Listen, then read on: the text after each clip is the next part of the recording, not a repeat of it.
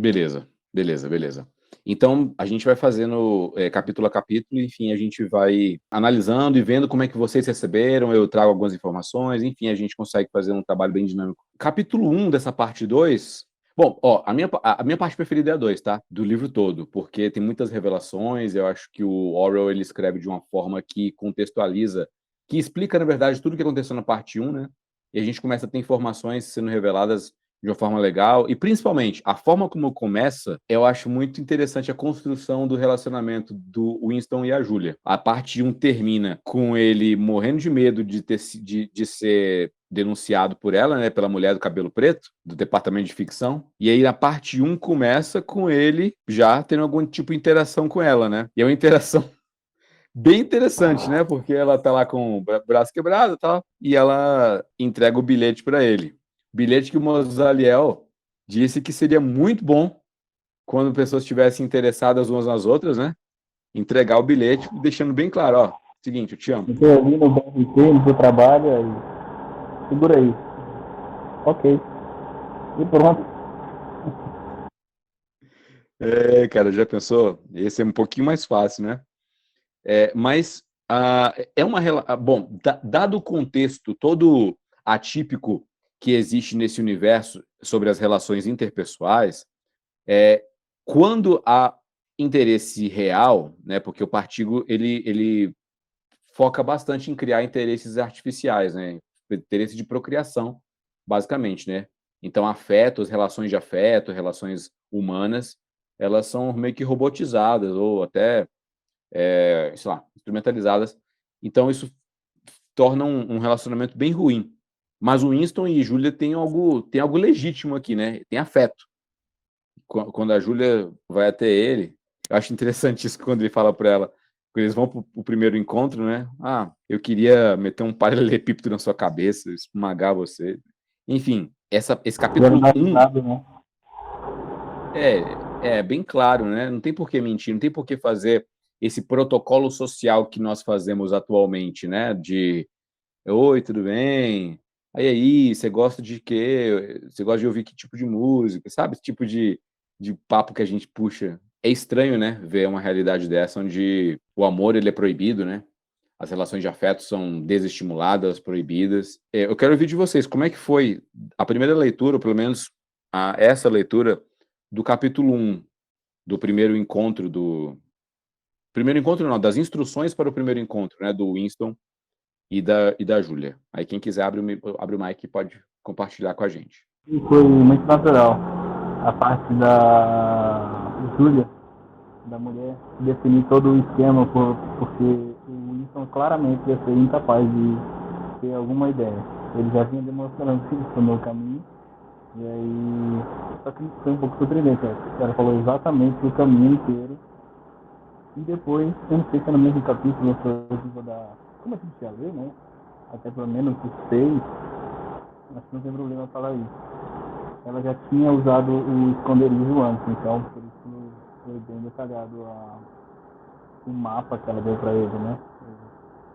E eu achei ele assim, como ele também trabalha no departamento lá de verdade, então fica fácil ele ter uma facilidade de memorizar as coisas que são verdades, que são importantes, né? Então ele não teve nem que anotar. Ele só foi e chegou lá, não deu certo. Não achei surpreendente se a mulher se mandar. É, eu acho interessante isso, né? A memória que o Winston também revelou ter, né? Porque se alguém tivesse me dado essas instruções, eu não ia conseguir chegar, né? Eu já teria esquecido. Infelizmente, eu não teria encontrado a Júlia nesse primeiro encontro. E você, Deuana, como é que foi para ti? Então, eu já conheci essa parte, né? Foi bem chocante para mim da primeira vez que eu li. Então, eu não esperava que a Júlia fosse apaixonada por ele. Eu lembro disso. E foi isso, né? Eu também achei interessante a forma como ela guia ele até o local lá. Eu acho que os microfones não aparecem aqui não, né? Só aparecem no capítulo 2, que eu achei super uma ideia, assim, brilhante, devido... Eu vou falar depois quando a gente falar no capítulo 2. E eu Tá achei ok.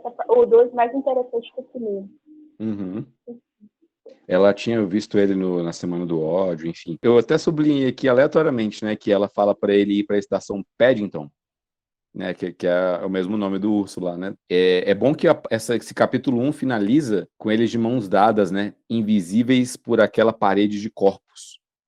Essa é uma frase bem interessante, né? Em um mundo totalmente vigiado, com várias teletelas espalhadas pela cidade toda, para que vejam as pessoas, eles usam as pessoas, a quantidade imensa, né, de pessoas que se tem ao redor deles, para esconder o afeto das mãos dadas, né? Então, esse detalhezinho que o Orwell coloca, né? Eles, pela primeira vez, tendo esse toque físico, cruzando as mãos ali. Bom, Elan, no caso, a minha percepção aqui já é de quem está lendo pela segunda vez, né? Então a gente acaba focando em alguns detalhes que. Então, meu choque, assim, com a mensagem dela, o bilhetinho, eu vendo aquela sensação desconcertante. Eu acho que o primeiro capítulo do livro é muito interessante, que todas as peças do jogo, vamos dizer assim, já estão lá, né? A Julia está lá, o Winston, os personagens que vão aparecendo estão praticamente todos lá. E eu acho que o Winston, ele, nessa sociedade, talvez seja uma coisa normal, ele não tem uma boa percepção de quem são realmente cada pessoa. Que nem ele esperava uma coisa da Júlia, que ela era da polícia do pensar. Acho que a gente vai ver isso acontecendo ainda, né, também outras vezes. E ele descobre que não, que aquilo era tudo uma fachada para ela, e ali o Orwell ele sempre vai deixando umas pistas, né, ao longo do livro, de coisas que vão acontecer.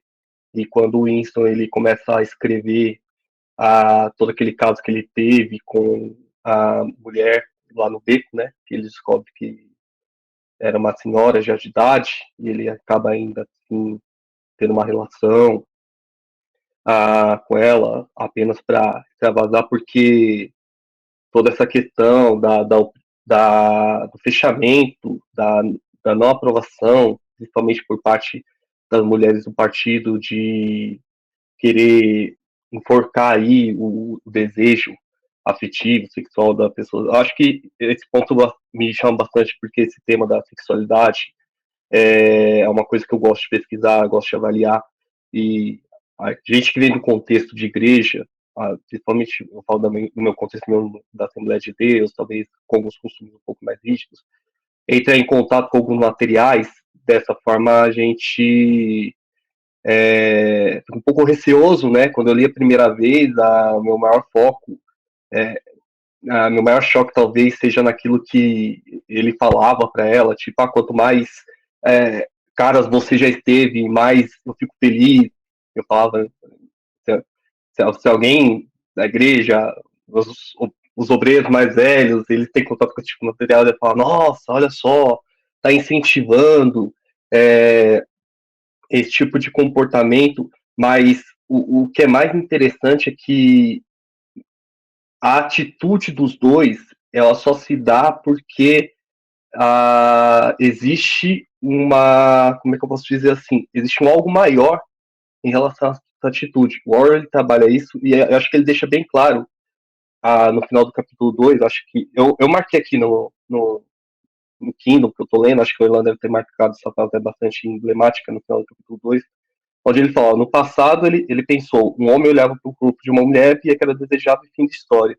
Mas agora não era mais possível ter amor ou luxúria puros. Tipo, não era possível ter um sentimento puro, um sentimento, vamos dizer assim, bom, ou um sentimento de luxúria que seja simplesmente o sentimento. Nenhuma emoção era pura porque tudo estava mesclado com medo e ódio. Tudo estava mesclado com medo de ódio. O abraço deles foi uma batalha, o clímax de uma vitória foi um golpe desferido contra o partido. Era um ato político. Então, o foco aqui do Orwell, acho que não é a questão do desejo, uma crítica de se privar o desejo, de se controlar a sexualidade, mas é quando isso é uma imposição de cima, e depois a gente vai ver que até uma imposição que para a Júlia é uma posição inconsciente do partido, que faz com que um ato se torne maior do que o ato em si. Então, hoje, sempre quando a gente vai falar sobre políticas de identidade, a gente pega, por exemplo, a questão racial, por exemplo. A questão racial hoje que se tem só se deu porque antes houve uma grande repressão e identificação naquilo que era ser negro, naquilo que era distinguir. Se não houvesse essa distinção, não haveria hoje o porquê eu criar uma cultura baseada apenas pela identidade. Mas sempre quando você tenta reprimir, impor de cima para baixo, a atitude de romper com isso acaba se tornando muito maior do que o ato em si. Por isso que, para ele, para a Júlia e para ele, não era uma simples questão, simples romance, uma relação cotidiana como a gente tem. Para eles era algo muito maior, tinha um peso muito maior do que o romance em si. Tanto que para ele, talvez, vamos supor assim, numa realidade comum, talvez Winston e Júlia nunca teriam realmente se conhecido, nunca teriam tido um interesse romântico um no outro, mas naquela realidade, naquela sociedade, os dois terem esse interesse era algo muito grandioso.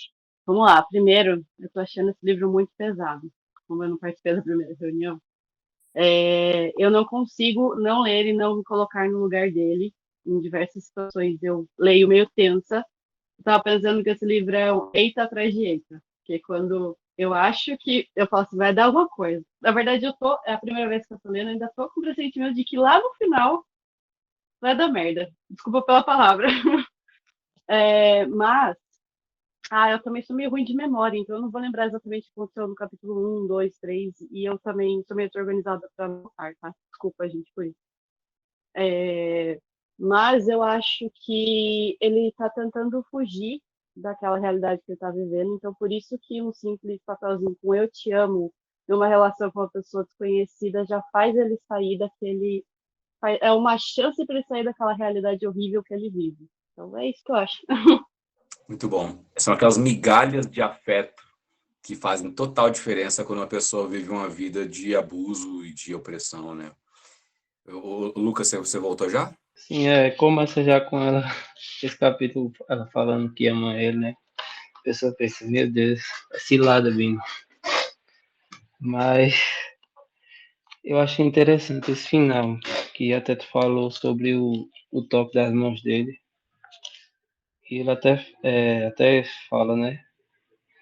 Que apenas por tê-la sentido, ele a reconheceria só de olhar.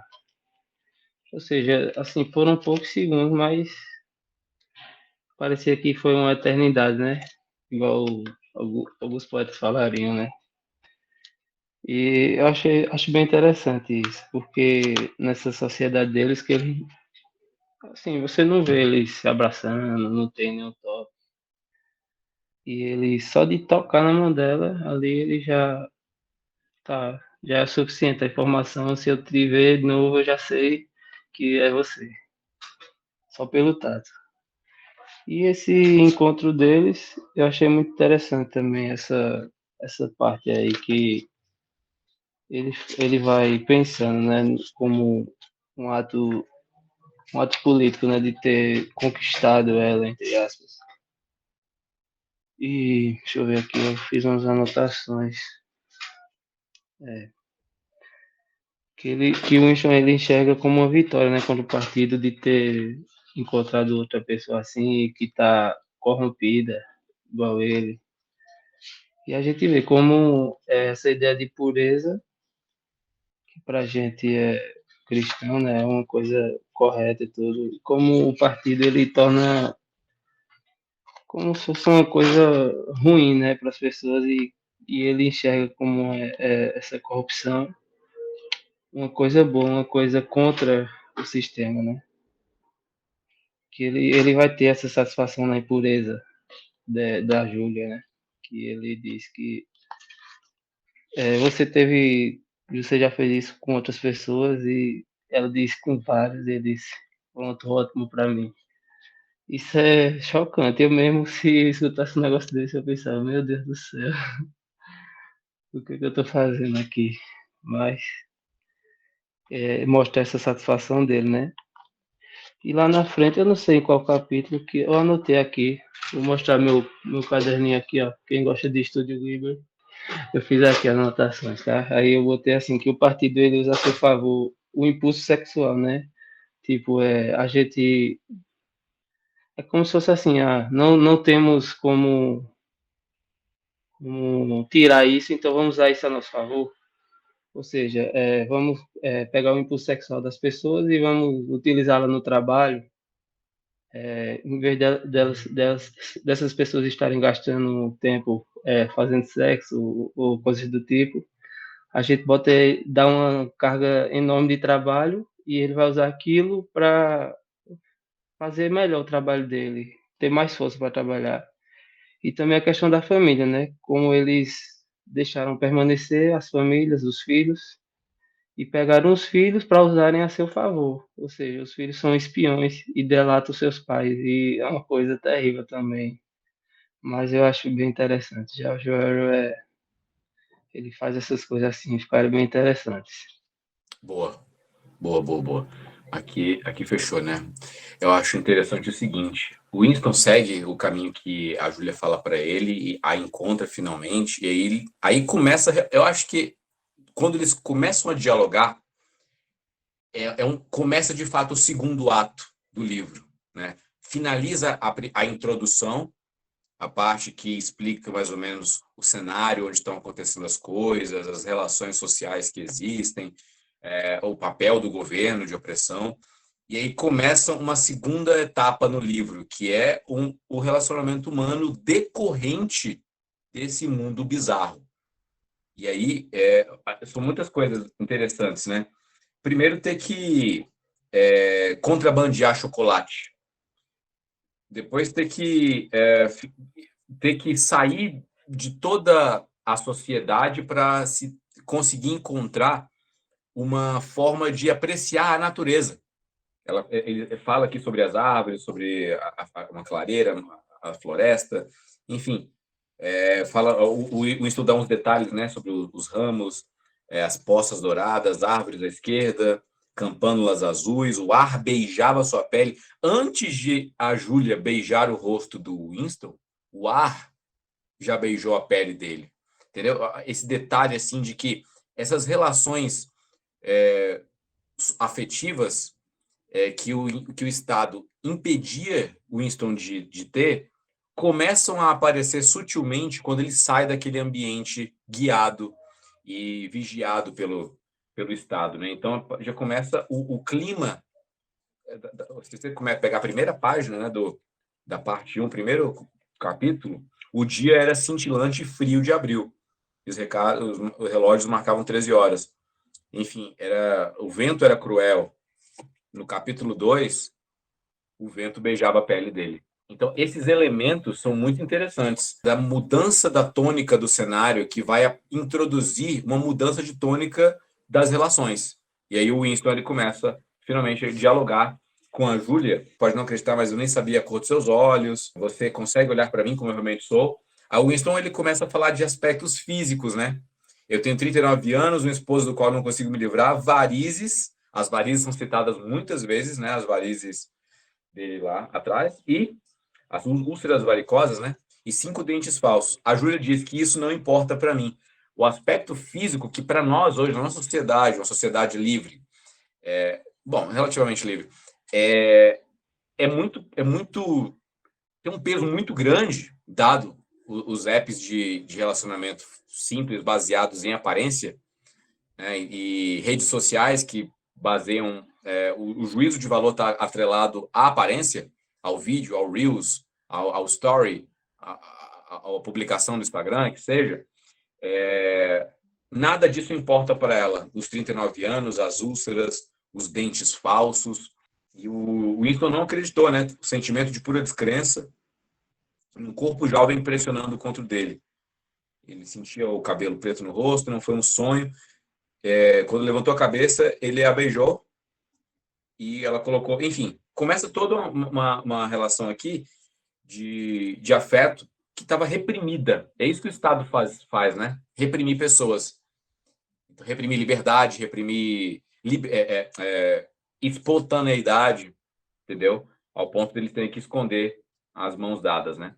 Enfim, eu fiz só essa introdução para poder agora ouvir vocês o restante sobre o capítulo 2, né? Deuana, Ana Paula. Ana Paula, como é que foi esse capítulo 2 para você? Ixi.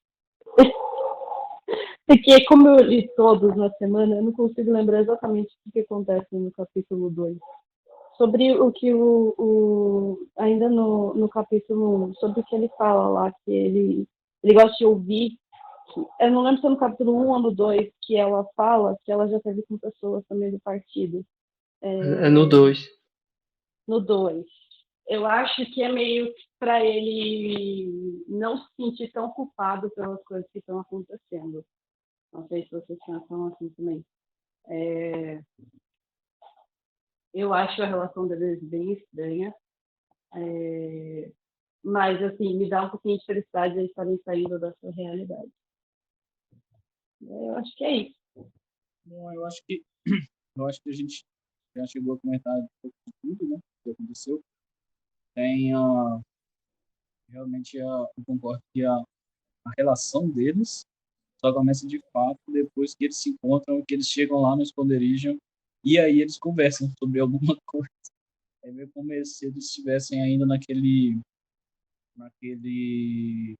esconderijo dentro da multidão, como se eles fossem apenas dois números ou duas pessoas aleatórias e já, enfim, só tinham se visto e estavam naquela escuridão do partido.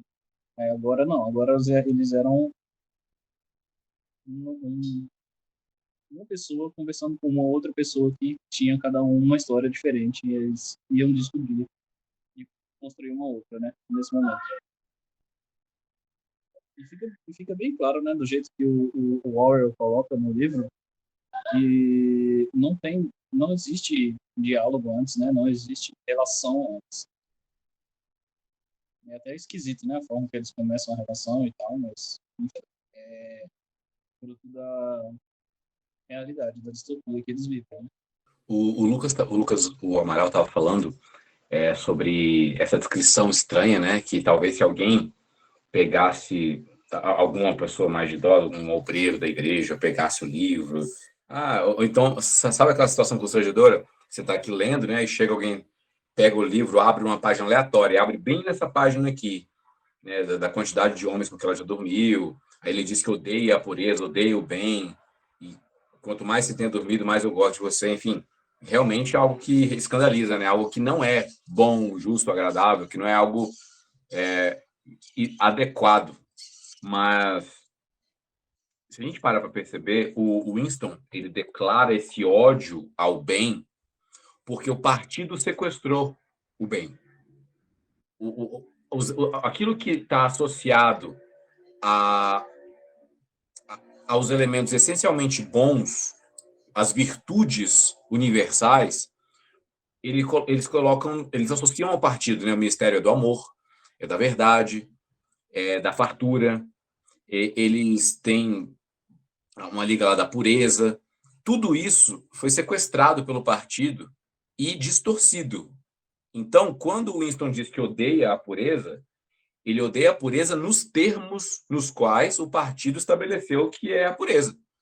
Odeio o bem. Por que ele odeia o bem? Porque o grande irmão é aquele que promove o bem. Só que esse bem do universo de 84 é um bem muito zoado, é um bem no sentido de bem mal, de muito mal. Então, essa virtude que ele não quer que exista em lugar algum, que nem fala aqui na página 162, e que todos sejam corrompidos, a corrupção na linguagem do Winston é, na verdade, um resgate a uma humanidade que foi perdida. Entendeu? Então, acho que, contextualizando, dá para entender o que o Winston está falando e o comportamento deles.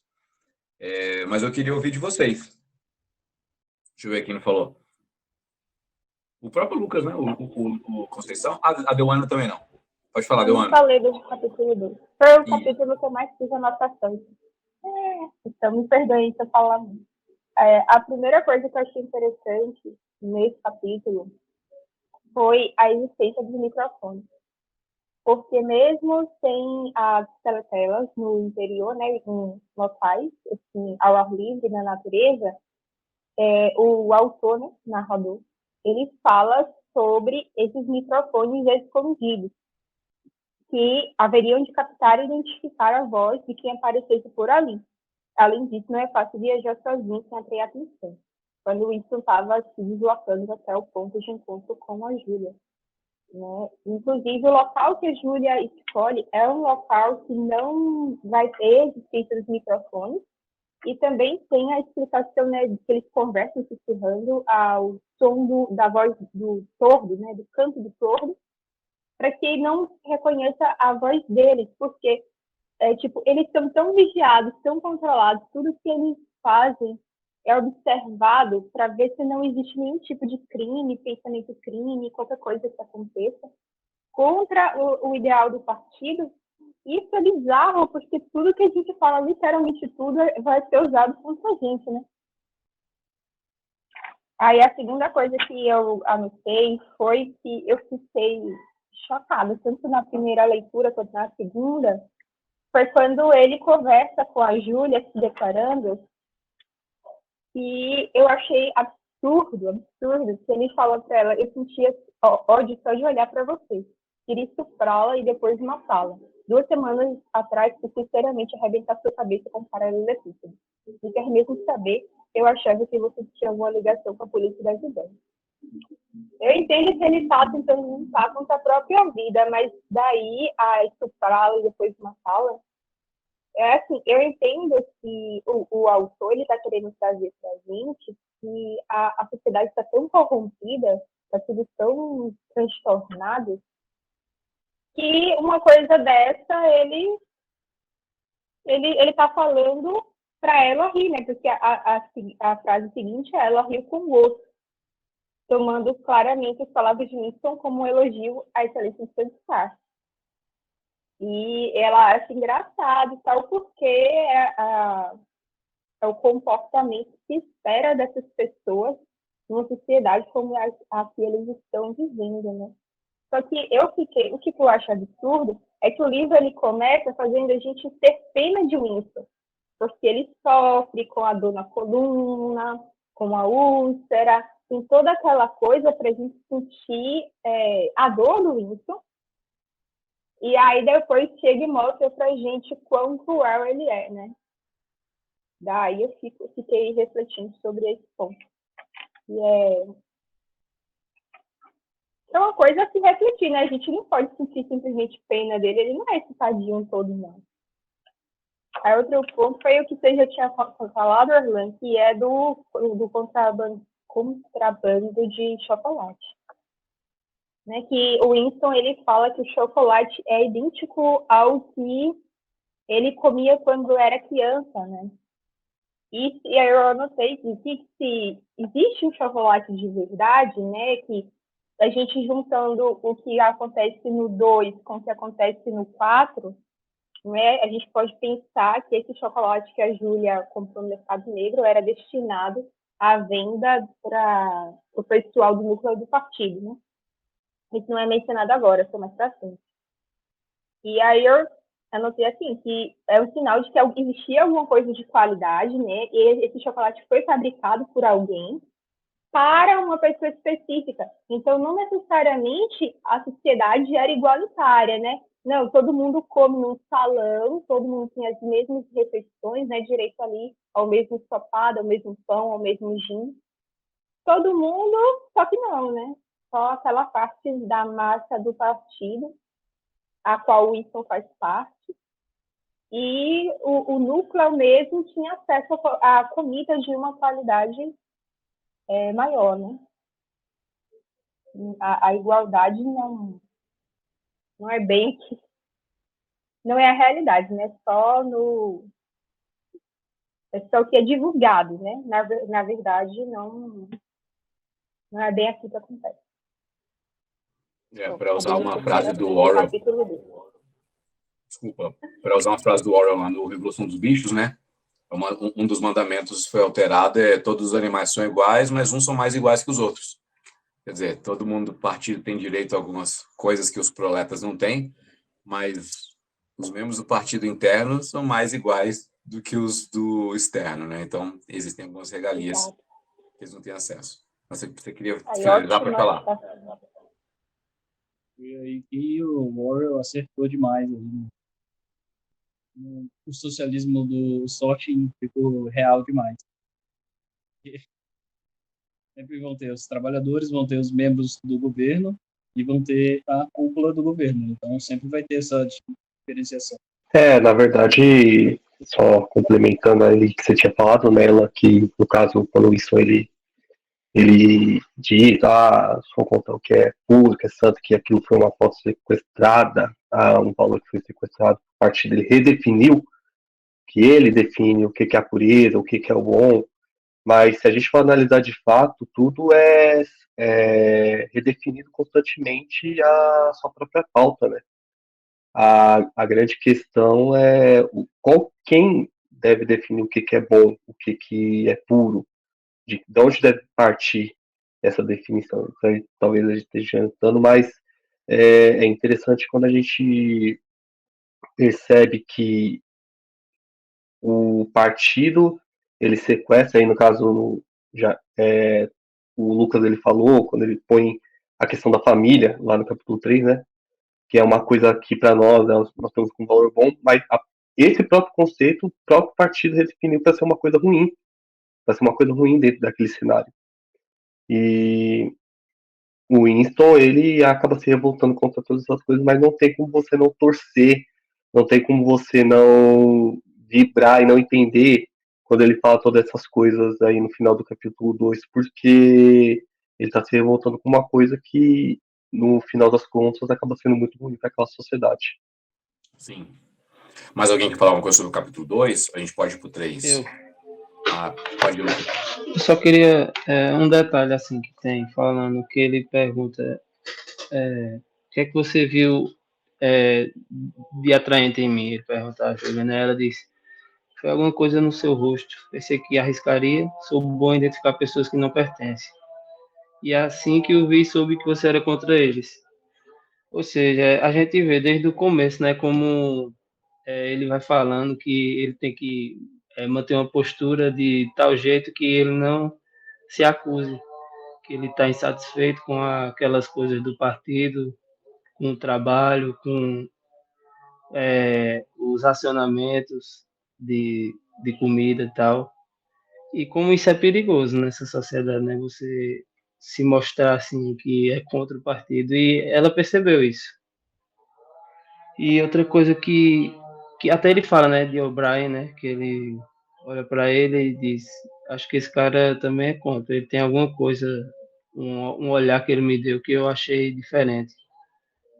E outra coisa que eu percebi assim é que como o Winston ele meio que cai na lábia, né, da Júlia, porque ele pergunta, faz algumas perguntas e meio que se convence de que realmente ela é uma pessoa contra o sistema e não pensa, poxa, será que realmente ela não está sendo usada só para que eu caia numa armadilha ou seja lá o que for?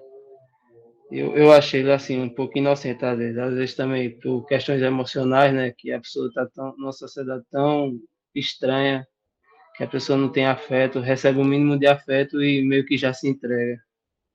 É uma das coisas que eu observei aqui. Boa.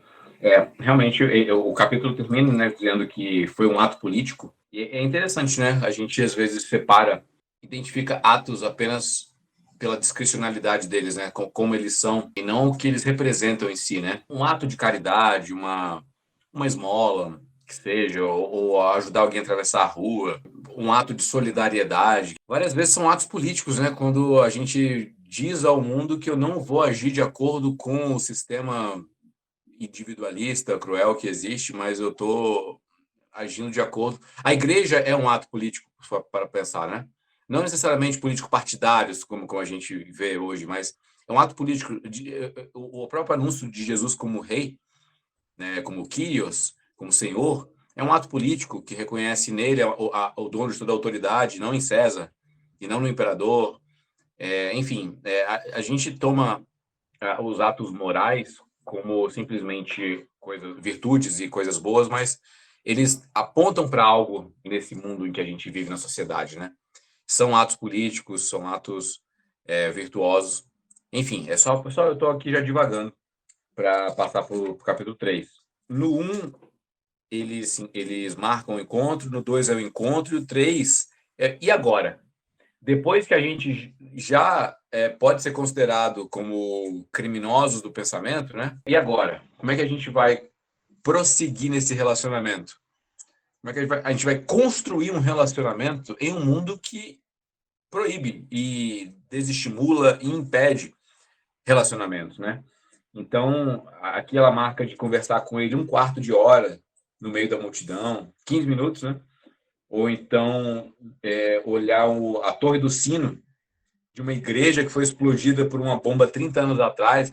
E aqui acho que é uma das primeiras vezes, acho que é a segunda vez, que é citada uma igreja, né? Então, a gente não vê ministros religiosos, não existem nesse mundo, né? A igreja como um todo caiu. Ela existiu em algum momento, mas caiu depois da guerra, depois da tomada do partido, depois da Revolução. Uma outra coisa que eu sublinhei, ela sendo versada na arte de falar sem mover os lábios, o que é muito importante, né? Esse ventriloquismo social é muito importante para um mundo de ser vigiado 24 horas.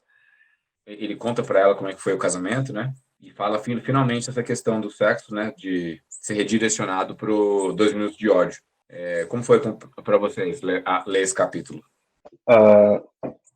Bom, esse capítulo tem uma pequena crítica, Orlan, que ele termina ali o primeiro encontro deles, né? E ele fala que não sabia nem o sobrenome dela, quantos anos ela tinha, e aí ela sai e ele fica sem essas informações e você fica nessa expectativa. Então, como fazia tempo que eu não tinha lido o livro, eu não lembrava de algumas partes. Isso até é bom, porque algumas coisas estavam de surpresa. E aí eu achava que já ia rolar o segundo encontro, com aquele mesmo nível de detalhamento, mas não, meio que já partiu para um cotidiano, um novo normal, né, vamos dizer, da vida dos dois, que os dois já estavam praticamente juntos há um bom tempo, e aí tem toda essa descrição. Aí só lá na frente do capítulo que aí o Winston ele vai começar a dar alguns detalhes da Julia, né? Porque ela começa a enriquecer a personagem dentro da história. Aí ele fala que ela era muito mais nova do que ele tinha 39 e ela tinha 26, que ela nasceu praticamente já dentro dessa cultura, ele vinha um pouquinho antes dessa revolução do partido, tem coisa que ele lembra mais vagamente, porque ele ainda era criança, diferente do avô dela, que passou por tudo isso, que já tinha mais de 80 anos, então sabia como era a sociedade antes, e ela não, ela cresceu dentro dessa cultura do partido, e ela se revoltava, então você percebe que ela tem uns pensamentos um pouco diferentes. O Winston, ele é mais, vamos dizer assim, mais filosófico, ele é mais contemplativo das coisas, ele tenta imaginar o futuro, ele escreve para o futuro, ele escreve para uma sociedade, um mundo que vem, e a Júlia, talvez por ser mais jovem, ela é mais focada no presente, né? Ela não tem essa expectativa se um dia o partido vai deixar de existir, para ela não importa, para ela o que importa é que ela quer viver a vida dela, e ela, como ele fala algumas vezes, não lembro se é nesse capítulo ou não, ela só se incomoda com as coisas do partido quando afeta a liberdade dela.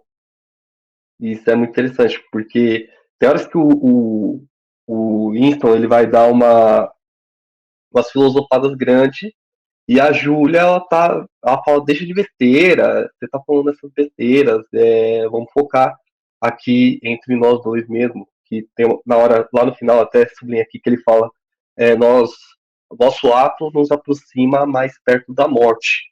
Nosso ato, ele nos aproxima mais perto da morte. Aí ela fala, mas você prefere, isso é besteira, você prefere ficar comigo ou prefere ficar com o esqueleto? Eu tô vivo. O que importa é você ver que o Winston já tá pensando lá na frente, acho que pela idade, pela maturidade, e assim, até a história é muito legal, porque os dois eles estão ali se conhecendo, e você vê que eles estão nessa troca de percepções em relação, são duas pessoas que estão numa luta, numa causa igual, vamos dizer assim, que é esse relacionamento dos dois, mas que mesmo assim eles têm pequenas diferenças um do outro. Eu acho interessante um relacionamento também totalmente aberto, no sentido de não haver mentiras e nem necessidades, nem cogitar mentir. O que é falado mesmo, concordando ou não um com o outro, mas eles falam. O que ele contando a história da esposa, né? Dele, a chance que ele teve de empurrar ela de um penhasco, e ele diz que se arrepende de não tê-la empurrado. Sabe, isso poderia desabonar o Winston, né, como uma pessoa que não mostra uma virtude de compaixão ou de amor ao próximo, né, como nós entendemos que deveria ter acontecido, né, haver sempre prezar pela vida humana, tal, mas naquela realidade onde o casamento ele é distorcido pelo partido para ser apenas uma relação pragmática de reprodução, né, porque se a gente unir se o Wingsock, né, se o partido aqui de 1984, ou só King, né, dependendo de como é colocada a tradução, ele se unisse ao universo lá de Admirável Mundo Novo, do Aldous Huxley, pronto, era a melhor dos mundos, porque lá eles conseguiam reproduzir seres humanos meio que in vitro, né, em embriões, em máquinas e tal, e aboliu realmente o amor e a relação humana totalmente. Aqui, ainda há essa necessidade de haver mão de obra futura, portanto, tem que haver cópula para haver a reprodução.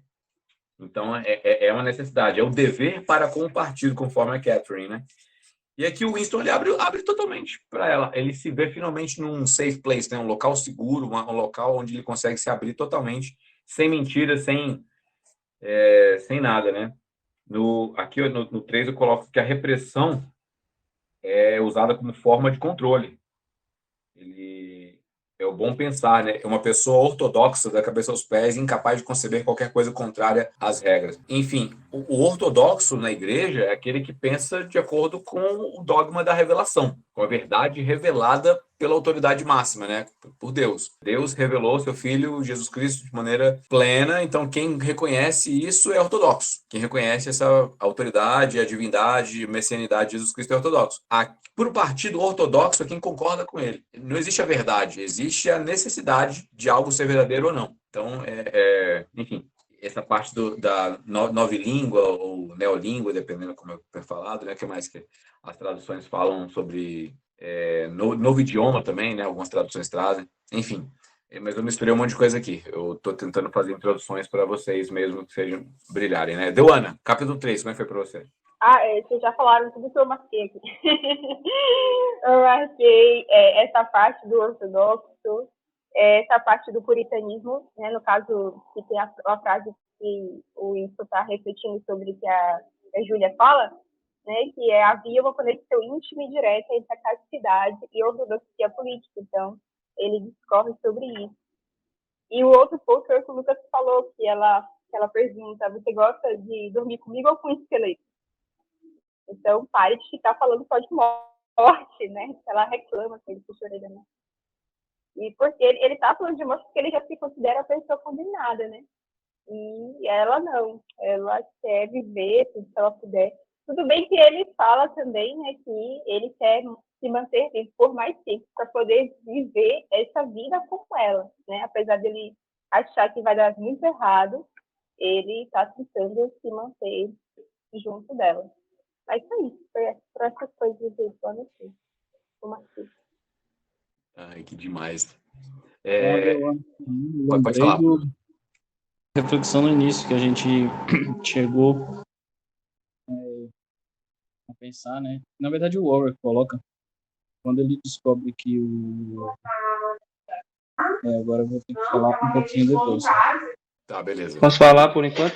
Pode falar, Lucas. Assume aí. O que o outro Lucas estava falando, eu achei interessante também, assim, dos aspectos de diferença entre Julia e Winston, né? Que ela é mais nova, que ela até fala que ela já nasceu, o partido já estava aí na ativa, ele é de um tempo anterior, e ela não lembra nada, assim, de como era antes. Tanto que ele vai falando sobre ela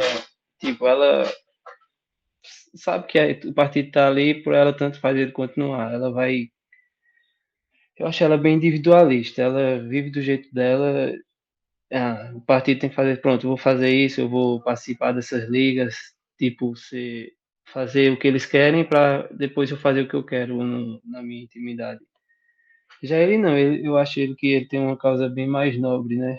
Assim, ele é bem mais revolucionário do que ela. Ele quer deixar um legado para outras gerações. Já ela, você percebe que ela não está assim preocupada nisso, ela está preocupada em satisfazer seus desejos. Eu penso assim, né? E outra coisa, deixa eu ver o que era. Sim, tem uma frase que disseram que eles se encontravam poucos minutos, né, durante a semana, devido à carga de horário, os horários que não batiam.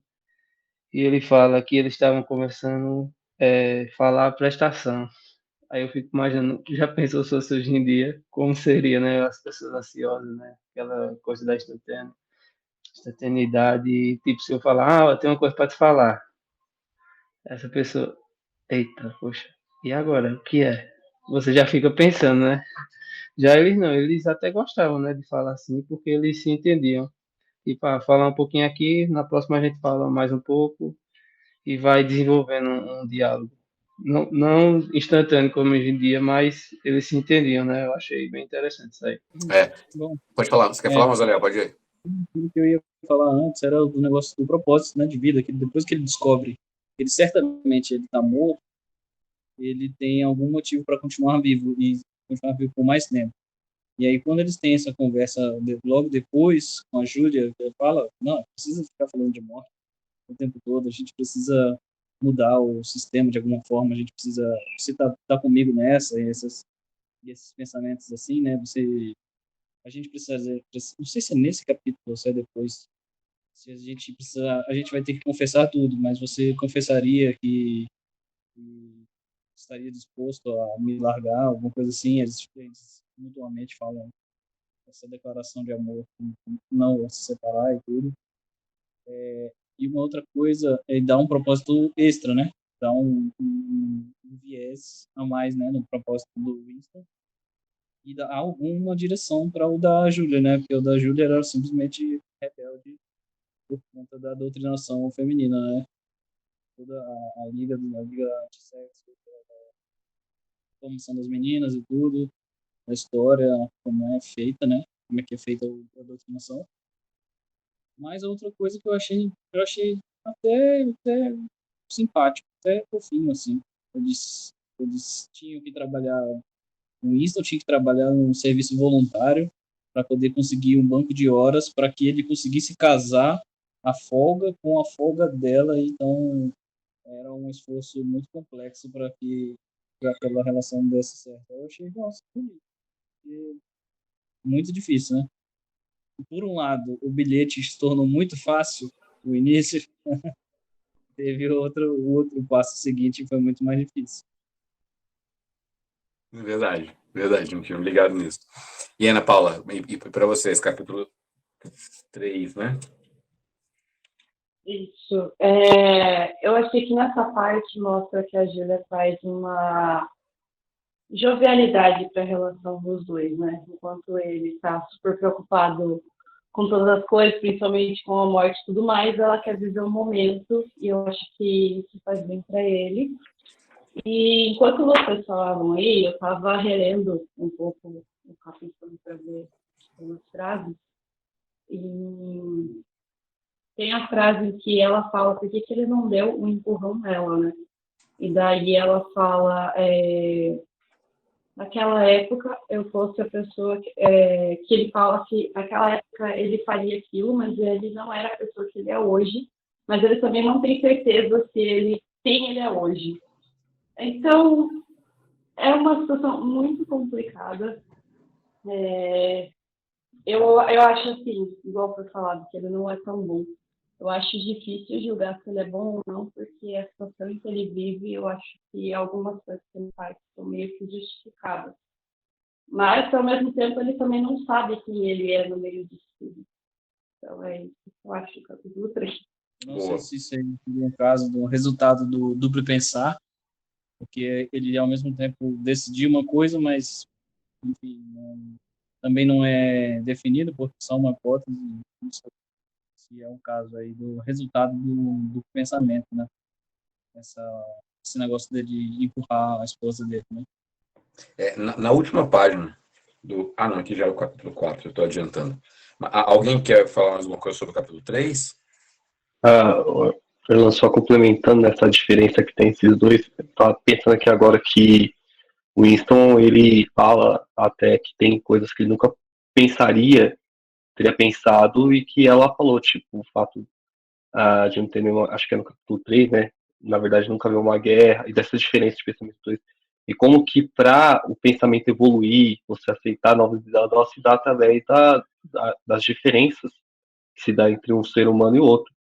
Eu vejo muito, na verdade, o Winston muito receoso quando ele fala a respeito da mulher dele, tanto que ele desdenha, rodenha para poder falar o que ele estava pensando, e de repente a Julia fala, por que você não dá um empurrão nela, tipo, para ela mais jovem, mais impulsiva, ou seja, e talvez essa limitação do relacionamento humano pelo partido se dá justamente porque ele não quer que haja uma variação de pensamento. Porque se as pessoas conversam, elas trocam pensamento, automaticamente elas tendem a mudar de pensamento conforme elas se relacionam com pensamentos diferentes. E isso tudo que o partido não quer. Ele não quer a diversidade de pensamento. Ele quer um pensamento único, linear e exclusivo, que é o dele. Eu posso só falar mais uma coisa? Pode, claro, deve. Eu não sei se eu estou errada na minha percepção, mas parece que assim, ele tem tanta raiva da pessoa que ele foi casada, porque ele esperava que o casamento fosse uma relação diferente da que ele viveu. Pelo menos é isso que me parece, porque parece que com a relação com a Júlia, ele está criando um sentimento. E como no casamento dele as coisas eram muito frias, ele criou um ódio pela esposa. Eu falo mais uma coisa, eu esqueci. Depois se eu lembrar, eu falo. É uma boa observação, porque lá atrás, na parte 1 ainda, quando ele cita a esposa, pro diário, né, ele fala que ela era uma daquelas pessoas que jamais iriam contra o partido, sempre falavam que era necessário seguir a cartilha do partido, enfim. E eu vejo que o Winston personaliza o partido. Então, quando ele quer esmagar a cabeça da Júlia com paralelepípedo, ele quer esmagar o partido. Quando ele quer empurrar a esposa do precipício, ele quer empurrar o partido. Então, tudo aquilo que tem alguma comunicação com o partido de alguma forma, seja o Saime, que escreve o novo dicionário, ou o próprio Parsons, que trabalha para lá, a Júlia, que ele imaginava que era da polícia do pensamento e usava roupas da juventude antissexo, ou a própria esposa, que estava muito alinhada com as ideias do partido, ele, como um rebelde, ele personaliza o ódio ao partido no ódio às pessoas que têm alguma conexão com o partido. Acho que é por isso que ele tem esse tipo de relação ambígua e confusa também. Mas eu quero ver vocês, o que vocês acham sobre... Não muito diferente do que como acontece hoje, né, Leon? Boa, Lucas. Boa, sutil, mas extremamente eficaz.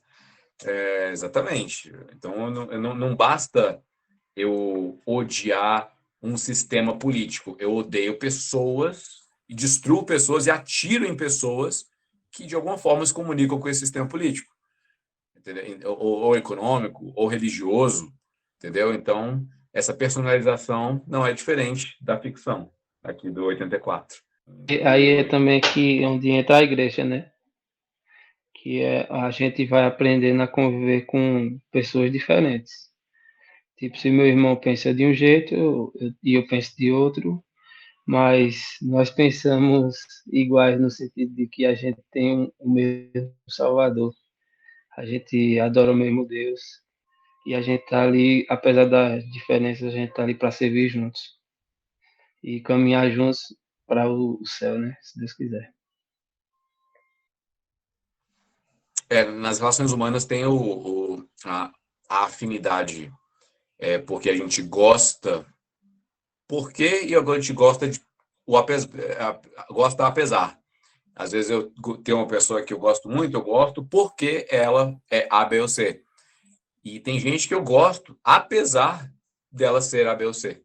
Então, só que em um mundo onde não existe o porquê nem o apesar, todos os conceitos são sequestrados pelo partido, só existe uma linha possível. Se desviar da ideologia já te torna um criminoso, te torna alguém odiável, te torna alguém desprezível.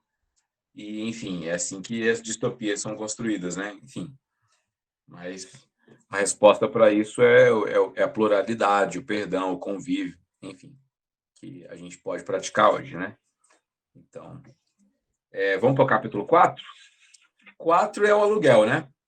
4, eles vão lá no seu barriga e alugam o andar de cima da lojinha do senhor Charrington. E aí o Winston, ele desespera, né? Ele fala, é loucura isso aqui. Isso aqui é o mais perigoso possível, né? Era muito difícil esconder isso aqui, né? E outra, eles trazem mais uma pessoa para essa relação, mais um cúmplice, né?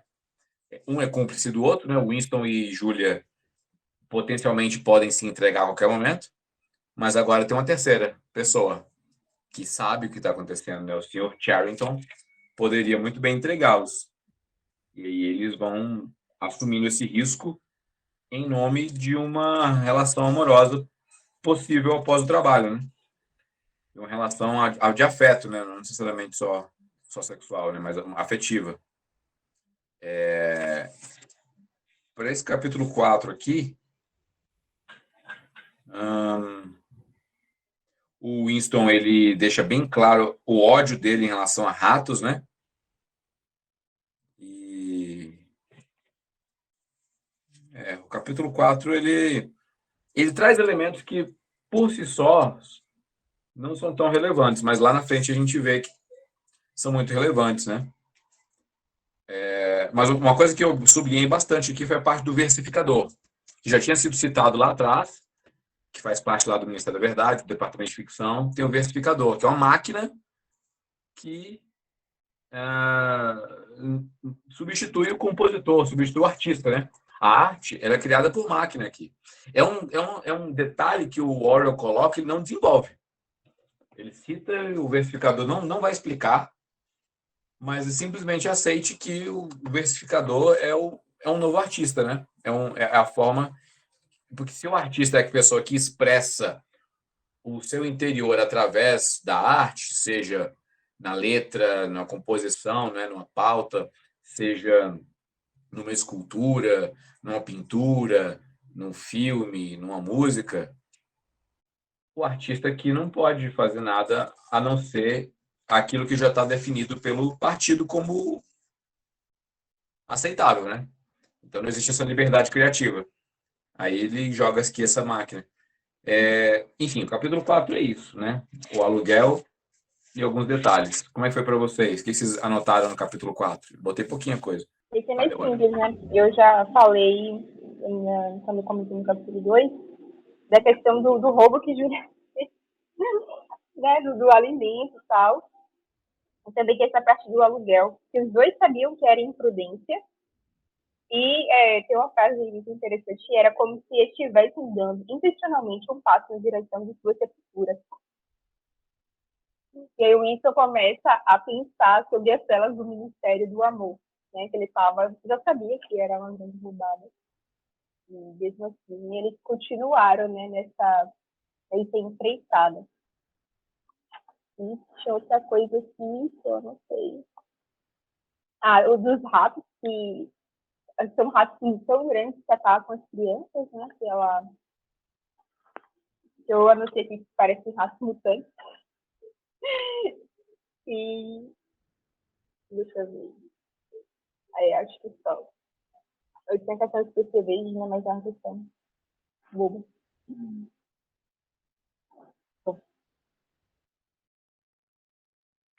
Eu tenho um detalhe aqui que quando eu li, eu estava olhando agora aqui de novo, que eu disse, será que é? Que é quando ele fala daquela música que o Sr. Charrington, né, ensina ele da igreja e tal. Aí a Júlia canta também, ele perguntou quem ensinou isso pra você? Aí ela disse meu avô. Aí eu pensei, será que ele é avô dela? Mas aí eu não sei, né? Mas aí eu pensei na hora que eu li isso aí. Nunca me liguei nisso aqui não, na verdade. Já pensou? Seria engraçado. Enfim, você quer compartilhar com a gente, ô Lucas? Depois do teu xará? Essa parte do versificador também me chamou a atenção, Orlan. Segunda vez você fica reparando, aí talvez o personagem mais chamou a atenção é justamente a mulher que tá pendurando roupa, cantando a música. Aí ele fala que é uma música que é reescrita, tem 6 dessas que ele só fica mudando umas coisas ou outra. Aí eu fiquei pensando, acho que o Orwell, ele profetizou o mercado de música sertaneja universitária no Brasil em 2022. Sem crítica a quem gosta ainda ouço, mais assim, realmente, a situação que ele descreve da mulher, ela falando, nossa, ela sabe essa música inteira e fica cantarolando o dia inteiro. Parece que a coisa mais feliz que ela vai ter na vida se ela pudesse ter um monte de várias dessas frases para poder pendurar e passar a tarde inteira cantarolando essa música. E na verdade não foi ninguém que escreveu, né? É a mesma coisa repetidamente vezes e é simplesmente algo ali para entreter a classe mais baixa, que eles falam lá dos proletas, né? Eu achei bastante sutil. Dá para pegar cada coisa desse livro e transformar num assunto enorme que se relaciona com a nossa realidade hoje. Boa, e não fica só preso ao sertanejo universitário, não, né? A gente pode ir pro pop, pode ir pro Vai para gospel, tudo.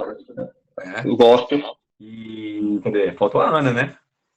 Desse capítulo, o que eu gosto é que, assim, você percebe que o partido, ele tira todos os prazeres da sua vida. E um deles é a comida. Então, quando ela chega com café de verdade, com açúcar de verdade, quando ela também se maqueia, que é uma coisa que ele não vê em outros lugares, acaba demonstrando que, assim, naquele lugar que eles alugaram, que é um lugar só deles, eles têm a liberdade de ter alguns prazeres de que fora dali é impossível. E eu sou uma pessoa que gosto muito de comer, então, assim, o prazer de comer uma comida boa, tomar um café bom, é muito bom. Então, é isso que me chamou atenção nesse capítulo, né? Ele demonstrando as coisas simples.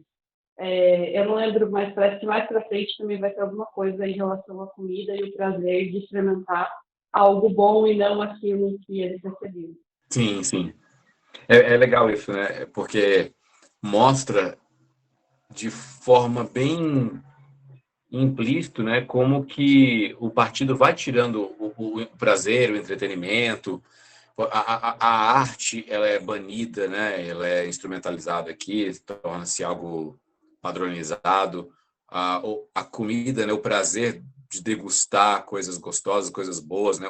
A Júlia não sabe o que é um limão, saca?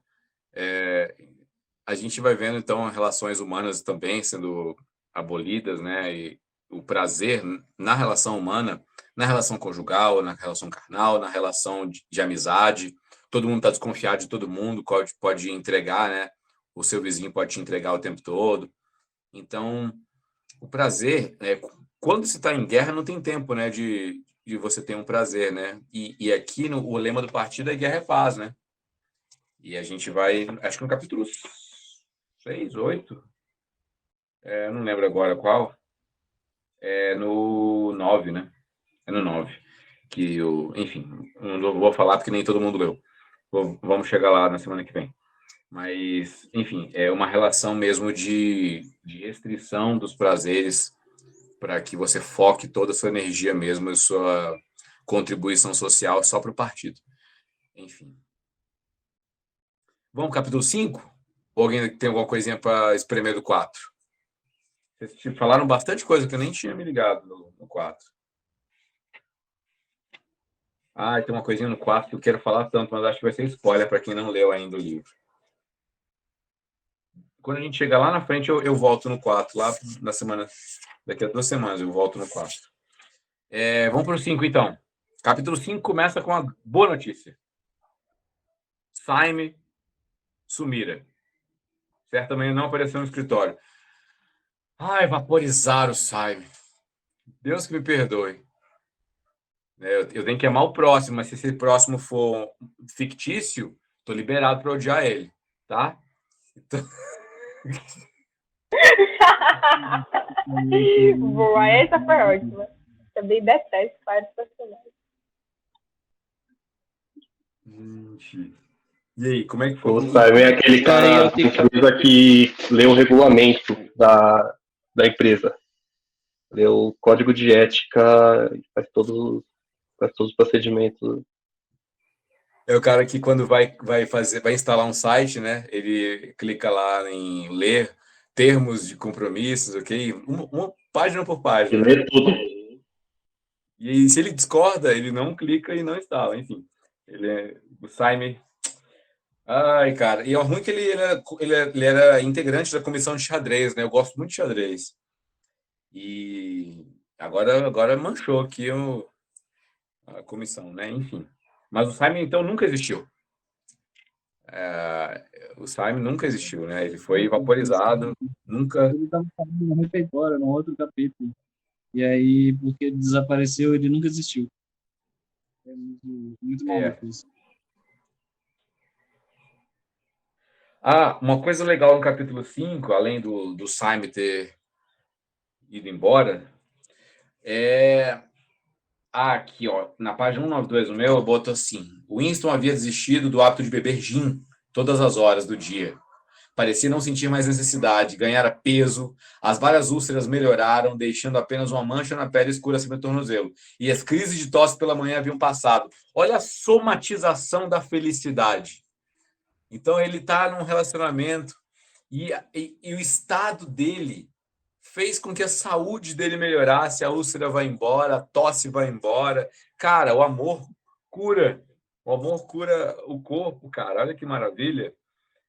Isso aqui, quando eu li, eu falei, caramba, que demais, cara. O livro começa descrevendo ele como uma pessoa decadente e o Winston aqui só com serotonina no corpo, né? Só com o hormônio da felicidade sendo jogado nele, ele vai melhorando pouco a pouco, ele vai se tornando um Winston 2.0. Olha só, ele é o Winston Vista. Não, agora é 11, né? Eu fiz um trocadilho ruim, deixa pra lá. O que mais? Tem o 5. Eu não botei tanta coisa aqui, não. E ele finaliza muito bem aqui, né, falando que a Júlia é só a rebelde da cintura para baixo, né? Essa parte foi muito boa. Ele joga na cara dela e ela dá risada ainda. Essa Júlia é engraçada. Mas eu quero ver vocês. O 5 eu não marquei muita coisa também, não. Foram só essas 3 que eu botei aqui marcado. Deixar o Lucas primeiro. O Lucas sempre fica por último. Vai o Conceição. Acho que tem umas partes aqui que eu achei legal. Mas se eu puder, vou escolher só um para não falar muito. Acho que aqui no final, ele conta, né, pra Júlia daquela prova que ele achou, né? E que ele jogou, e ele fala a mesma coisa, ó, se fosse o eu de hoje, não teria jogado. Ela fala, mas por quê? O que você ia fazer com isso? Não ia ter muita diferença, né? Aí ele fala, sei lá, conversar com alguém, e plantando aos poucos, né? Acho que toda mudança de história nunca é do dia para noite, não, sempre acontece assim. E ele fala que nem que fosse uma coisa que fosse acontecer muito tempo, para fora, e ali ele fala que isso talvez seria o que destruiria o partido, porque hoje o controle que o partido tinha do passado, ele fala que tudo era mudado, destruído, falsificado, todo prédio na rua era nomeado, eu lembro das igrejas, que eles falam que não lembram qual que era o nome das igrejas, ou seja, porque tudo aquilo tinha sido remodelado. Aí ele fala aqui, ó, a história parou, nada existe além de um presente sem fim, no qual o partido sempre tem razão.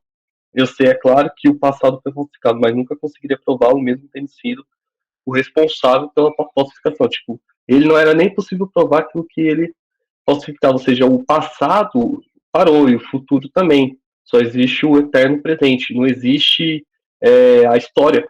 A história morreu, não existe a história da humanidade, só existe o eterno presente. É isso que basicamente está querendo dizer, que aquilo, quando a gente não relembra o passado, quando a gente não se esquece e vive apenas no eterno presente e a história acaba, né? Não existe mais avanço na história, só existe o eterno presente. É muito bom. Esse é um conceito que o partido domina muito, né?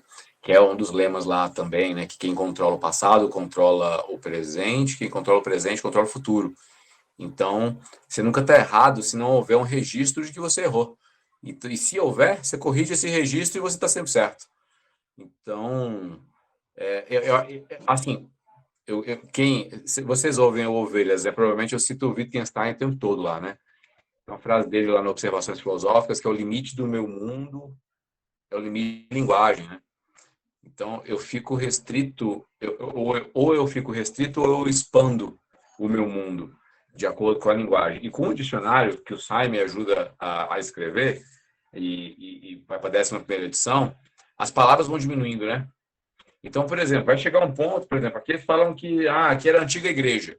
Vai chegar um ponto lá no futuro, talvez, em que a palavra igreja não exista mais. E não existindo, as pessoas não falarão. Não falando, igreja nunca existiu, na verdade. Não faz sentido, né? Então, não apenas, né? Como o Simon ele fala lá atrás que vai chegar um ponto em que as pessoas não vão sequer cogitar a ideia de se rebelar, porque não vão conseguir pensar em palavras para organizar algo do tipo rebelião ou liberdade, entendeu? Então, eu acho interessante isso, né? Que esse controle da linguagem, dos fatos, seja tão interessante. A gente vê isso hoje de alguma forma, né, com as fake news, com a ideia de que eu não preciso alterar o registro especificamente, eu não preciso pegar o site e o registro de 2020 e alterar ele lá para que as pessoas, quando lerem, entendam de alguma outra forma. Na verdade, eu crio um novo sistema onde você vai ter acesso a ele e você vai acreditar nele. De alguma forma, você tem um sistema de credibilidade, né, que você acredita na pessoa que está publicando isso, seja porque é uma autoridade, seja porque é alguém que você respeita, ou simplesmente por preguiça, né, de ir na fonte primária. Mas você cria, olha, então, não, quem descobriu o Brasil não foi, assim, não é descobrir o Brasil, mas quem, sei lá, pegar um fato histórico que é inegável. Pegar da nossa realidade, né? Ovelhas Elétricas começou em 2018. Aí eu não preciso alterar o registro lá do servidor do Bibotalk, como que nem o pessoal aqui no Ministério da Verdade, né? Que vão lá e alteram e colocam lá outra data. Eu simplesmente falo o seguinte, galera, eu começo a repetir, o Ovelhas ele nasceu em 2010, quando isso está na internet, tal, e vou repetindo. E aí, a partir dessa repetição e dessa nova informação, quem quiser comprar, compra, quem não quiser, enfim. Eu estou tentando trazer essa realidade porque o que o Ministério da Verdade faz com as alterações, no nosso mundo, talvez com a internet, não seja viável, né? Na semana passada eu citei o caso do Stalin, que quando o Trotsky foge, rompe relações com ele foge e tal, ele altera fotografia onde o Trotsky era fundador do partido, altera estatuto onde o Trotsky estava aparecendo lá. Quando não era mais conveniente, né, que o Trotsky fizesse parte da revolução, enfim, ele foi apagado da história mesmo, né, tal como o Orwell coloca aqui. Só que hoje não tem mais como fazer isso, né? Então a gente tem a proliferação, na verdade, de fake news, né, de novas notícias que são jogadas que falam outra perspectiva sobre o assunto. É uma perspectiva falsa, na verdade. Enfim, mas eu tô delongando aqui no assunto que nem tem tanto a ver. Eu quero ouvir quem mais. O Lucas começou, vamos para o outro Lucas, para o Amaral. Amaral. Eu achei interessante também quando eu li essa parte que ele vai se curando aí pelo poder do amor. E como a gente vê que agora ele tá apaixonado por ela, né? Eu não sei se é nesse capítulo mesmo, eu não tô achando aqui. Que ele vai meio que sentindo um ciúme dela, né? Que ele vai tendo aquele sentimento meio que de posse, né? Que de uma pessoa apaixonada e antes ele não pensava assim, era apenas um ato político, né? Ele se relacionar com Júlia, mas agora ele tá realmente envolvido. E outra coisa que eu achei interessante foi quando o Simon, né? O tão odiado, ele desaparece e como em poucos dias as pessoas, sei lá, ou fazem de conta ou realmente tem uma memória horrível, né? Que nem lembra, ou não faz caso, né, do desaparecimento dele.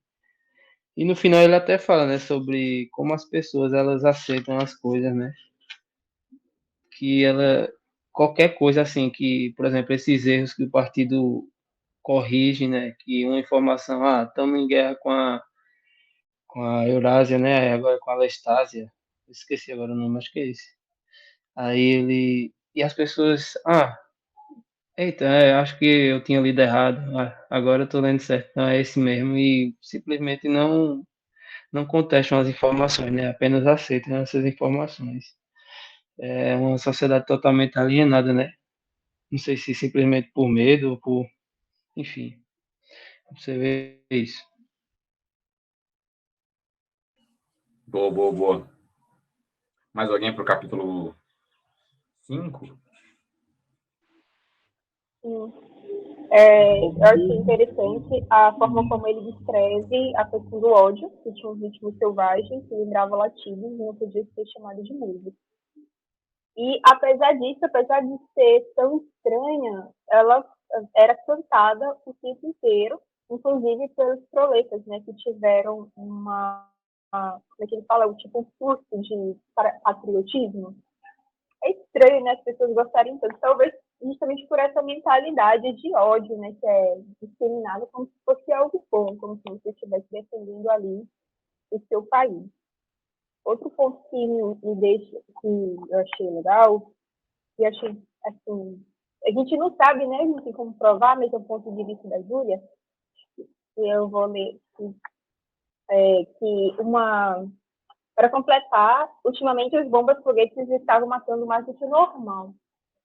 Né? E aí a Júlia, ela fala que era provável que o próprio governo da Oceânia estivesse lançando as bombas no seu próprio país só para manter a população amedrontada. Se isso não tivesse sido escrito, eu não sei se eu teria pensado nisso, né? De tamanha crueldade, maldade de matar as pessoas. Se bem que eles matavam os proletas, né? Eles comparavam os proletas aos animais, né? Tem aquela frase, só os proletas e os animais são livres, né? É como se fossem, estivessem no mesmo nível, né? Os proletas são animais, os proletas não pensam. Estivesse no mesmo patamar. Isso é horrível porque eles estão matando pessoas, né? No caso, o núcleo do partido, provavelmente, porque tamanho poder só poderia ser dado a um grupo restrito de pessoas. Outro ponto legal é que cadê aqui?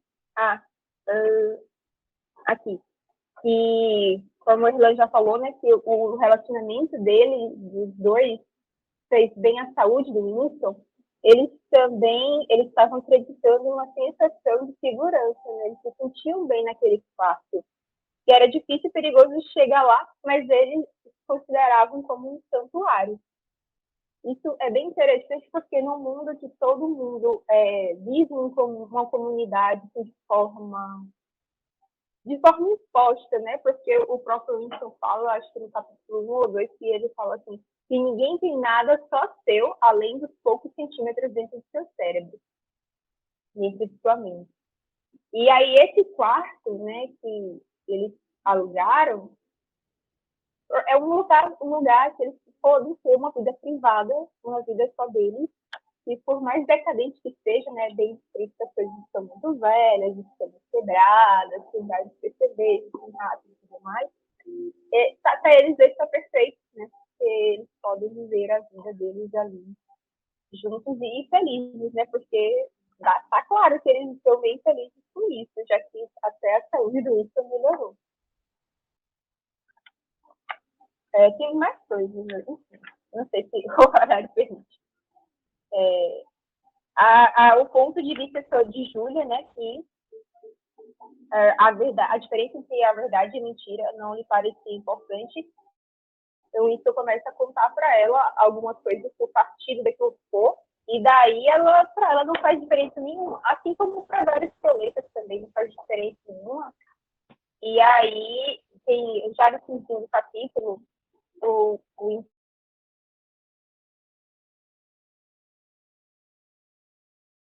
discutir aquelas coisas com ela, né, sobre coisas do partido e tudo mais, ela tinha o hábito desconsistente de cair no sono, né, que ele começou a refletir sobre o conceito de ortodoxia e como provavelmente isso era ensinado pelo próprio partido das pessoas serem ortodoxas sem saberem o que é esse ortodoxo, né, de como elas não precisam pensar, elas não precisam refletir sobre algo, né? Elas só precisam aceitar aquela verdade, né? Que o partido criou todas as coisas, que o partido é bom. E, enfim, né? Todos aqueles conceitos que o partido divulgava. Aí tem aqui a última frase: limitavam-se a engolir tudo, e o que engoliam não lhes fazia mal, porque não deixava nenhum resíduo. Isso. Fechou assim, chave de ouro. Boa, boa. Mais alguém no 5? Senão a gente já vai pro 6. 6 a gente vai fechar nele, tá? Porque nem todo mundo... Porque, assim, seguindo a leitura de um capítulo por dia, a gente para no 6. E nem todo mundo avançou até o final da parte 2. Aí a gente deixa para a próxima reunião. Senão a gente começa o 6 já. O 6 é o capítulo que começa uma parte tensa, porque o O'Brien é introduzido, não mais de forma passiva, né, do Winston olhando para ele, ou da memória, mas ele chega e aborda o Winston, né? Chega a falar com ele, puxa assunto. Aqui, eu lembro que a primeira vez que eu li, eu falei, caramba, cara, e agora? Será que o O'Brien é do bem ou do mal? Enfim, como a gente vai parar aqui no 6, não vou dar essa resposta, né? Mas é interessante, né? Ele puxando assunto, falou do... Ele testa o Winston, né? Joga o Simon na história, né? Ele foi revisado, tal. Tinha um cara aqui que trabalhava aqui, que você lembra quem que era? Aí o Winston, na hora, cara, eu falo do Simon, não fala. E aí ele não fala, ó, peraí que o Mozarel falou aqui, ó. Se ele é do bem mesmo ou do mal, não sei, mesmo estando lá no capítulo 9. Então não vou falar nada. Enfim. Aí o O'Brien dá esse migué de falar pro Winston passar na casa dele, ver a nova edição, né, do dicionário, blá, blá, blá. O que mais? O 6 é curtinho assim. O 6 tem 3 páginas. Enfim.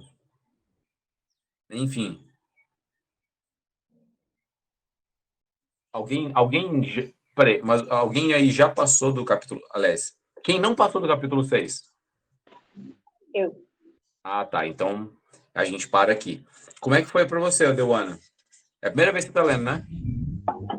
Não, é a segunda. Ah, tá. É a Mas segunda vez que eu tô lendo. acho que tem gente aqui que não leu, também. né? Então, enfim.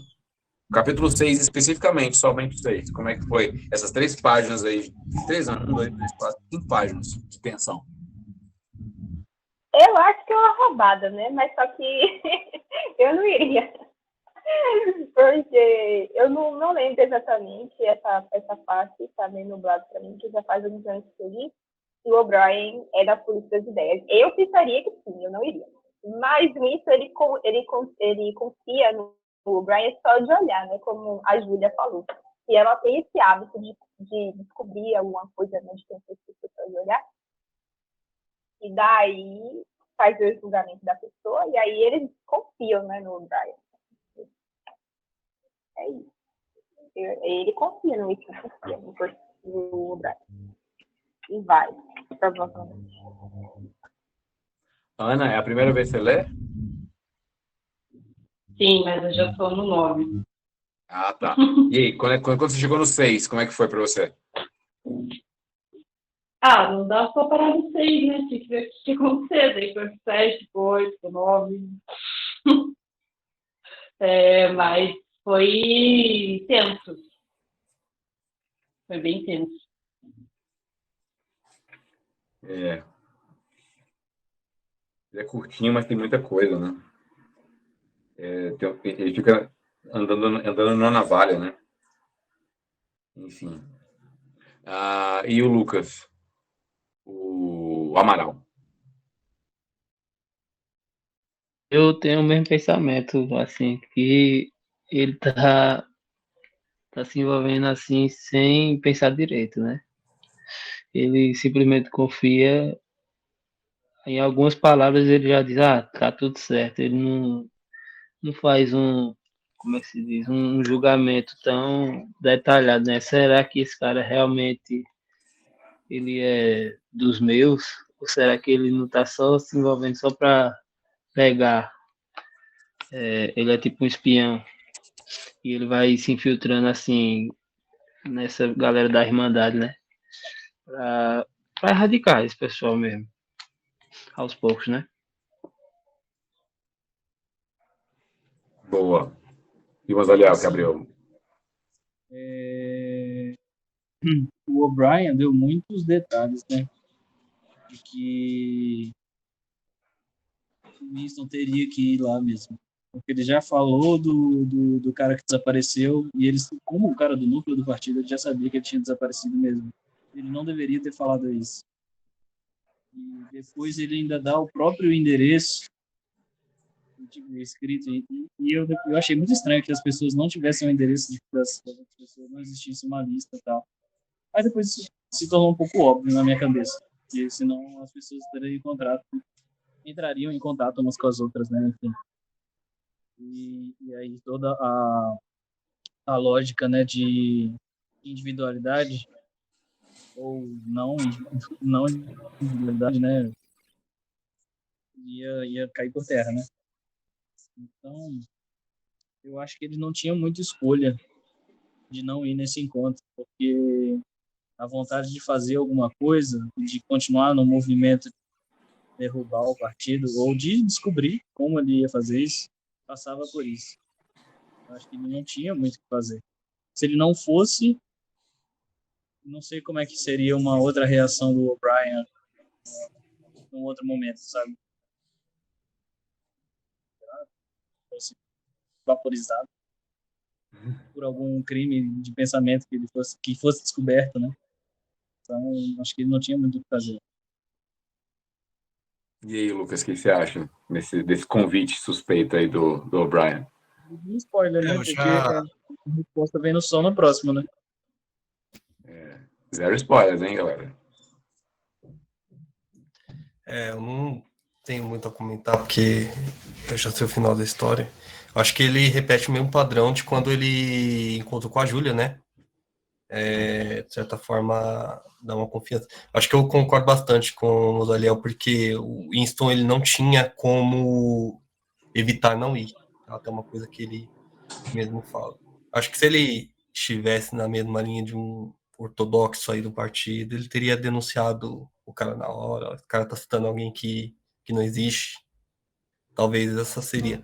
Mas isso me passou agora tentando pensar qual que seria a outra possibilidade dele, porque a gente que está acompanhando o livro e a gente se coloca no lugar do protagonista. Então, qual é a outra possibilidade que ele teria além de seguir? Ele fala até uma sequência de como ações concretas se materializam, né? Ele fala, o primeiro é um pensamento secreto, depois escrever no diário e transformando pensamentos em palavras e depois palavras em ação. É quase parecido com aquilo que Tiago fala no capítulo, Isso. né? O pecado é concebido, depois ele é gerado, depois ele se torna na morte, assim, lógico, é um paralelo, são situações completamente diferentes, mas até um psicólogo que eu já conversei uma vez, ele falou, ó, pensamento é ensaio para ação. Acho que é por isso que o partido, ele acerta em controlar o pensamento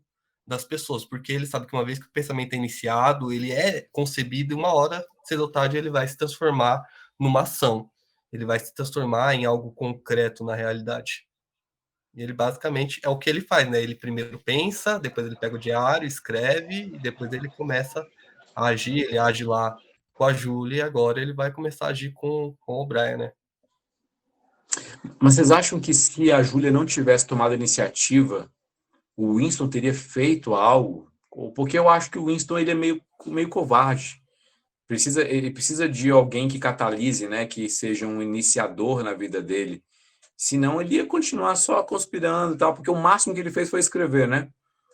E não sei, ele não tem o perfil de alguém que organizaria um motim, que seria. Você saca? Eu acho que a Júlia é a pessoa que. Assim, é aquela coisa, né? Todo dia sai um bobo e um esperto de casa, e o ruim é quando eles se encontram. A Júlia é o esperto, o Winston é o bobo, entendeu?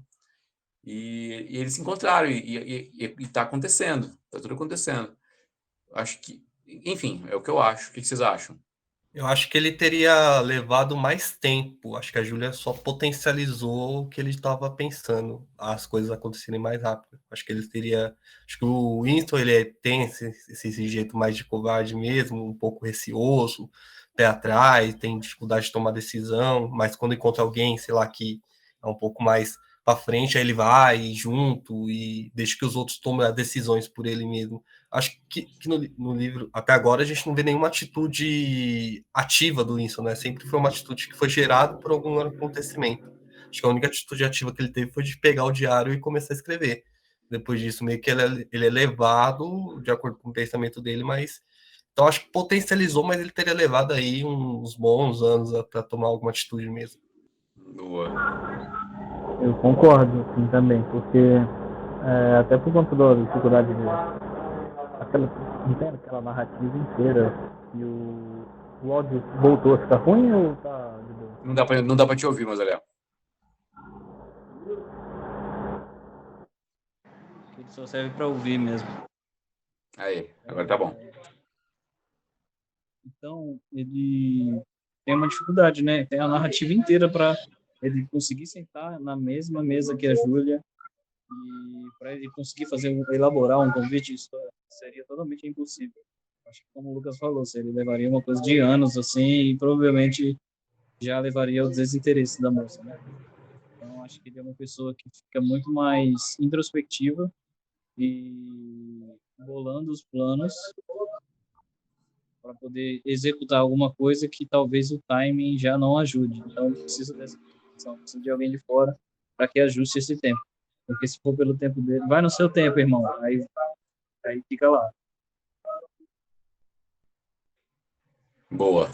Acho até que essa questão aí dele esperar pelos outros, mas ao mesmo tempo aí ele confia demais nos outros. Acho que é um problema também.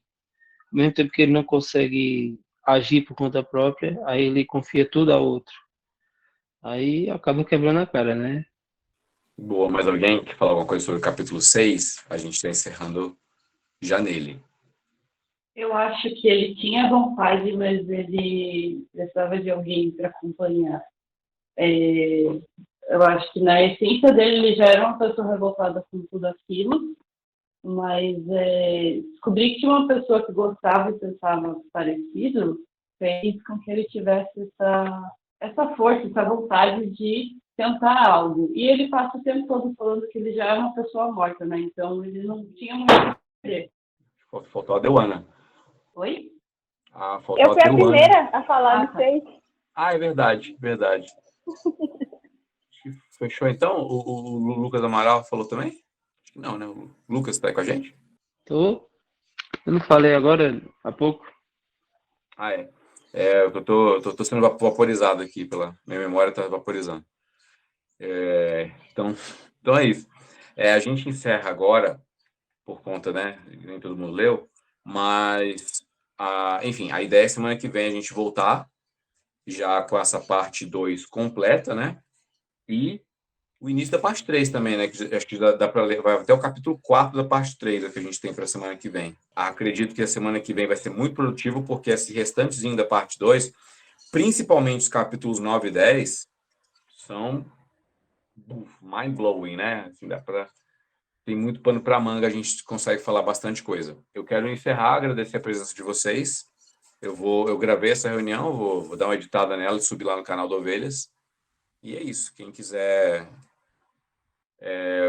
ir mandando durante a semana lá no grupo do Telegram lá as paradas, os seus pitacos, né, diários sobre os capítulos que estão lendo, pode mandar, a gente vai estar interagindo com vocês. Eu agradeço, né, eu acho o Lucas e a Ana Paula, que eu não conhecia antes, pessoalmente, assim, remotamente, mas não, né? E é um prazer, foi um Como é que a prazer gente se conhecer todos conheceu, vocês. Orlando, no BTD 2018, se eu não me engano, lá É em... mesmo, eu lembrei de você, a gente tem foto junto, eu lembrei de você agora. A gente foi de carona no mesmo carro do pessoal do Rio de Janeiro. Oh, é verdade, eu lembrei de você agora. Você tinha mais cabelo, Lucas. Tinha. E eu tinha menos. Pois é. Ai, que demais, cara. É verdade, agora eu lembrei de ti. E a Ana Paula eu não conhecia mesmo. Ou conheço, porque minha memória hoje tá péssima, né? Não conheço. Que bom, então. Pessoal, foi um prazer. A Mozaléu caiu. Mas o Mozaléu é aqui da igreja. Então ele é da...